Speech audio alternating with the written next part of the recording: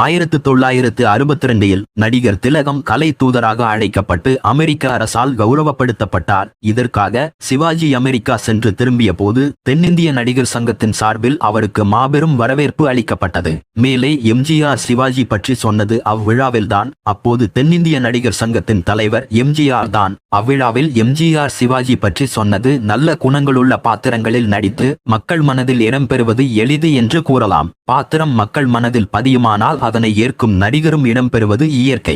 ஆனால் மக்களால் வெறுக்கப்படும் பாத்திரங்களை தாங்கி மக்கள் மனதில் இடம்பெறுவது என்பது சாதாரண விஷயமல்ல என்பதை நாம் அறிய வேண்டும். திரும்பி பார் என்ற படத்தில் முழுக்க முழுக்க வில்லன் பாகத்தையே ஏற்றார் சிவாஜி. பல பெண்களை கெடுத்து பொய் சொல்லும் பாத்திரம் அது. ஆனால் ஒவ்வொரு கட்டத்திலும் மக்களை தன்பால் இழுக்கும் அளவுக்கு ஆங்கில பாணி என்று உயர்த்தி சொல்லப்படும் தகுதியோடு நடித்து புகழ் பெற்றார் அவர். இன்று வேறு கோணங்களில் நின்று பார்ப்பவர்கள் சிலர் ஆங்கில படங்களை பார்த்து அந்த பாத்திரங்களைப் போலவே அவர் நடிக்கிறார் என்று கூறுகிறார்கள். ஆனால் அந்த காலத்தில் திரும்பி பார் படம் எடுத்த போது சிவாஜி அவர்கள் அதிக ஆங்கில படங்களை எப்படி பார்த்திருக்க முடியும்? இப்போது ஆங்கில படங்களில் நடிக்கும் நடிகர்கள் அப்போது எங்கே இருந்தார்கள்? இப்போது வருகிற படங்களைப் போல் அப்போது வருவதுண்டா?